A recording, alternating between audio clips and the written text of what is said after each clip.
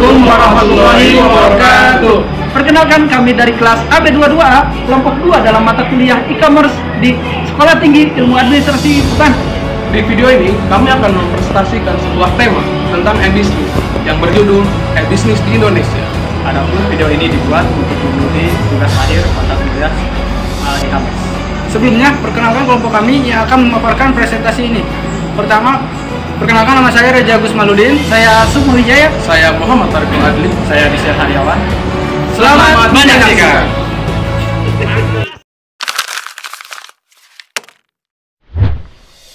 Yang pertama adalah e-bisnis. E-bisnis solusi untuk bisnis masa depan. Di era teknologi modern sekarang, ini di mana media sosial dan aplikasi telah menjadi teman aktivitas masyarakat.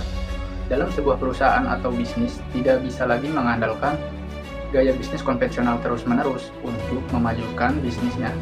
Perlu adanya revolusi bisnis berbasis internet, yaitu e-bisnis, dengan memanfaatkan teknologi digital untuk mentransformasi bisnis dan meraih kesuksesan di era modern. Selanjutnya, menguak potensi e-bisnis.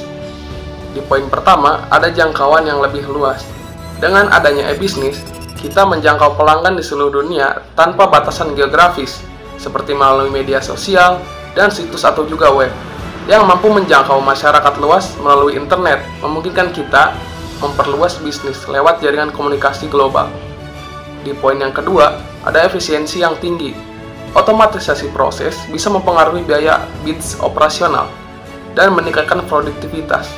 Nah, e-bisnis menawarkan peluang yang sangat besar bagi pengusaha dengan potensi jangkauan yang luas, efisiensi yang tinggi, dan fleksibilitas yang besar. E-bisnis dapat membantu mencapai kesuksesan finansial.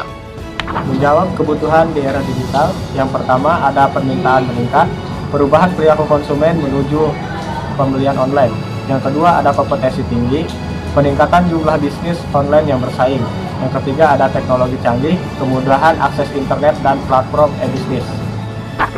Nah, selanjutnya beberapa keuntungan yang akan didapatkan oleh perusahaan yang mengadopsi sistem e-bisnis, diantaranya yaitu penjualan yang meningkat. Nah, ketika kita menjual produk kita melalui media sosial atau e-commerce yang jangkauan audiensnya itu lebih luas, maka peluang konsumen yang membeli produk kita itu akan lebih banyak, yang otomatis peluang penjualan produk kita itu akan lebih meningkat. Nah, yang kedua yaitu biaya operasional yang lebih rendah. Nah, ketika perusahaan kita mengadopsi sistem e-bisnis, maka kita tidak perlu lagi menyewa toko fisik untuk melakukan kegiatan penjualan, karena kegiatan penjualan itu dapat dilakukan melalui e-commerce dan distribusinya dapat dilakukan melalui jasa kurir. Nah, selain itu, ketika tidak adanya toko fisik, maka kita dapat mengurangi jumlah tenaga kerja, yang otomatis biaya operasional untuk menyewa toko dan mengaji karyawan itu akan lebih rendah. Yang ketiga, yaitu kita bisa menganalisis data yang lebih mendalam. Melalui platform digital, kita bisa mengetahui perilaku konsumen melalui rating yang diberikan dan komentar yang ditambahkan konsumen melalui fitur yang ada di e-commerce. Sehingga data itu kita bisa analisis. Dan dengan data itu kita bisa mengetahui perilaku konsumen, sehingga kita bisa menentukan strategi penjualan yang lebih baik.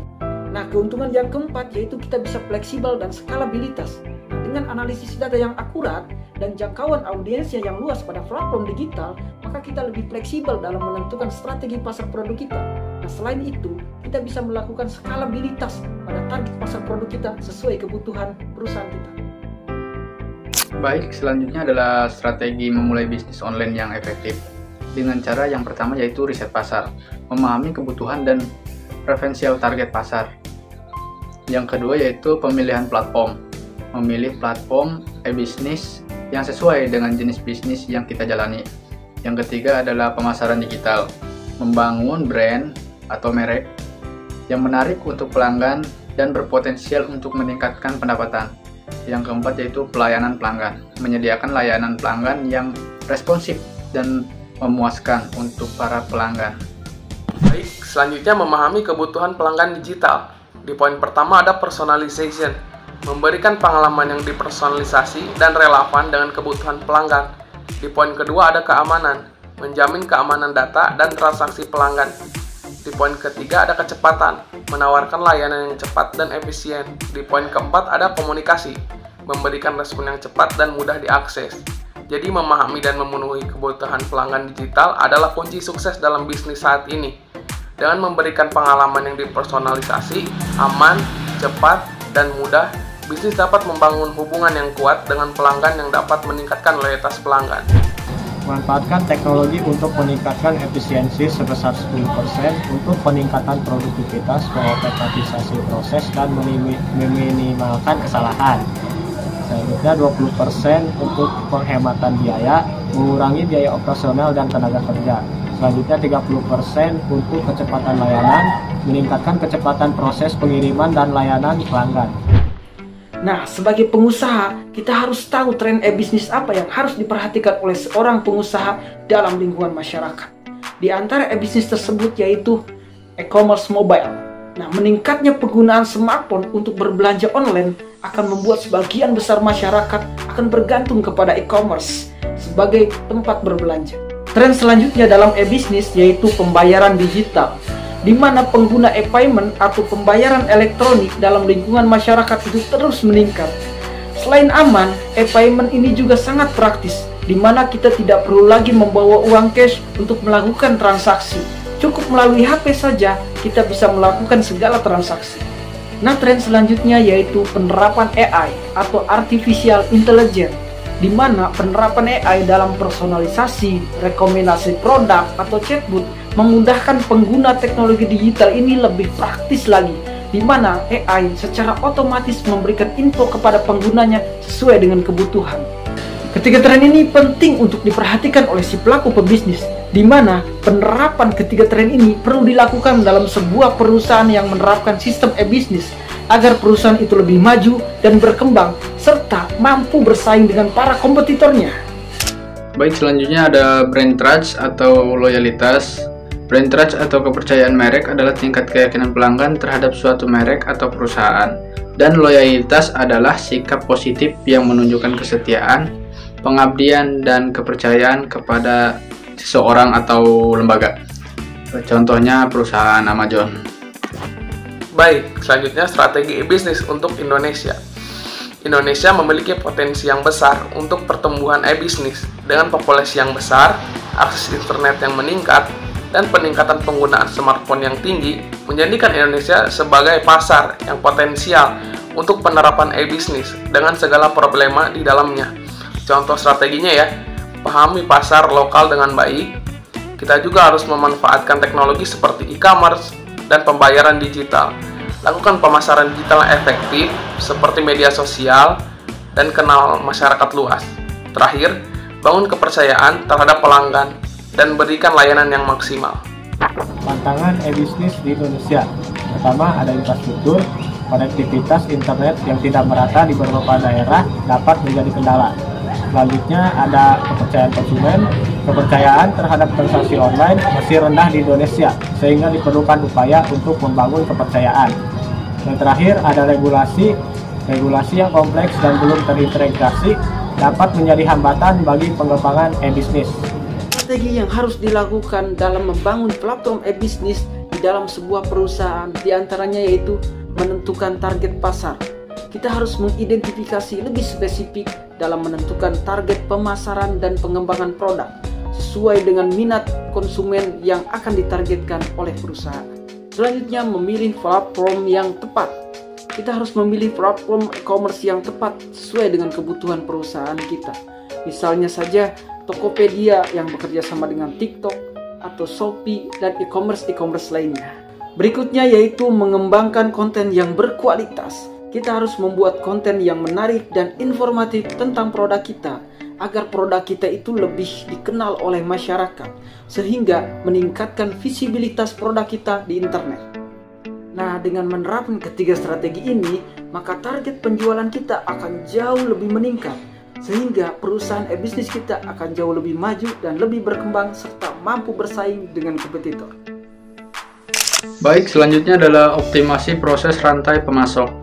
Yang pertama yaitu ada logistik, memanfaatkan sistem logistik yang efisien dan andal untuk menjamin pengiriman produk tepat waktu. Yang kedua adalah manajemen persediaan. Terapkan sistem manajemen persediaan yang efektif untuk menghindari kehabisan stok. Baik, selanjutnya pemanfaatan media sosial untuk penjualan. Di poin pertama ada promosi produk. Gunakan platform media sosial seperti Instagram, Facebook, dan TikTok untuk mempromosikan produk. Di poin kedua, ada interaksi dengan pelanggan. Berinteraksi dengan pelanggan melalui media sosial untuk membangun hubungan dan meningkatkan brand awareness. Di poin ketiga, ada riset pasar. Manfaatkan media sosial untuk mengumpulkan informasi dan umpan balik dari pelanggan. Dengan memanfaatkan ketiga poin yang tadi, kita dapat meningkatkan peluang untuk dikenal masyarakat luas. Pentingnya pembayaran digital. Pentingnya pembayaran digital yaitu kemudahan transaksi pembayaran digital, memudahkan pelanggan untuk melakukan transaksi dengan cepat dan aman. Nah, selain itu juga ada pilihan yang luas, tersedia berbagai metode pembayaran digital seperti e-wallet, transfer bank, dan kartu kredit. Nah, terakhir ada peningkatan transparansi. Pembayaran digital menyediakan catatan transaksi yang dapat diakses dengan mudah. Berikut ini adalah langkah-langkah yang harus dilakukan dalam membangun e-bisnis di Indonesia. Dan yang pertama yaitu pahami siapa target pasar kita dan siapa pesaing kita, agar kita bisa menentukan strategi pasar kita yang lebih efektif. Dan yang kedua yaitu pilih platform. Nah, pilih e-commerce dan kembangkan media sosial produk kita agar lebih dikenal oleh masyarakat luas. Yang ketiga yaitu pemasaran. Nah, buat strategi pemasaran yang lebih efektif dengan memahami perilaku konsumen dan perkembangan teknologi. Dan yang keempat yaitu kualitas pelayanan. Nah, kita perlu meningkatkan kualitas pelayanan perusahaan kita karena konsumen akan loyal terhadap perusahaan kita kalau peningkatan pelayanan perusahaan kita itu memuaskan mereka. Selanjutnya adalah tantangan e-bisnis di Indonesia. Indonesia memiliki populasi dan pengguna internet aktif yang terus meningkat. Hal ini mendorong pertumbuhan e-bisnis yang pesat, membuka peluang bisnis-bisnis baru untuk meningkatkan akses pasar. Namun, sejumlah tantangan menghalang-halangi kemajuan e-bisnis di Indonesia yang perlu diatasi untuk mencapai potensi penuh. Oke, selanjutnya infrastruktur teknologi yang belum merata. Seperti yang kita tahu, akses internet di Indonesia masih belum merata, terutama di daerah pedesaan. Keterbatasan infrastruktur teknologi seperti jaringan internet berkecepatan tinggi menghambat pertumbuhan e-bisnis di beberapa wilayah. Ini juga membatasi potensi e-bisnis di Indonesia untuk mencapai semua konsumen potensial. Tentunya, ini tantangan yang harus segera diselesaikan oleh Indonesia agar potensi Indonesia sebagai pasar dunia semakin besar. Perilaku konsumen yang belum optimal dikarenakan kurang familiar. Beberapa konsumen di Indonesia masih kurang familiar dengan belanja online dan pembayaran digital.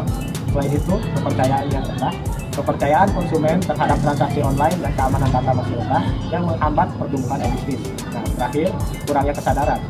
Kesadaran konsumen akan keuntungan belanja online masih rendah yang menyebabkan rendahnya penetrasi e-commerce di Indonesia. Tantangan yang selanjutnya yaitu isu keamanan dan privasi data. Perlindungan data pribadi dan keamanan transaksi menjadi isu penting bagi e-bisnis di Indonesia, di mana pencurian dan kebocoran data pribadi sangat sering sekali, sehingga menimbulkan kekhawatiran bagi konsumen dalam bertransaksi. Nah, maka dari itu, pelaku bisnis dan pemerintah harus bekerja sama dalam meningkatkan keamanan dan kepercayaan konsumen, sehingga isu ini bisa berkurang. Baik, selanjutnya adalah regulasi pemerintah yang belum lengkap. Kerangka hukum, yang pertama adalah kerangka hukum. Kerangka hukum yang mengatur e-commerce di Indonesia masih belum lengkap dan terkadang tidak jelas, yang menimbulkan ketidakpastian bagi pelaku e-bisnis. Yang kedua yaitu pengawasan. Pengawasan dan penegakan hukum yang lemah di bidang e-commerce juga menimbulkan kesulitan bagi pelaku e-bisnis untuk menjalankan bisnis dengan aman dan tertib. Yang ketiga itu kebijakan yang tidak konsisten yang sering berubah juga menghambat pertumbuhan e-commerce di Indonesia. Karena pelaku e-bisnis sulit untuk merencanakan bisnis jangka panjangnya. Baik, selanjutnya masalah logistik dan distribusi. Di poin pertama, biaya logistik dan distribusi yang mahal merupakan kendala utama bagi e-bisnis di Indonesia. Di poin yang kedua, jaringan logistik yang tidak memadai, terutama di daerah terpencil, menyebabkan pengiriman barang terlambat dan biaya pengiriman yang tinggi.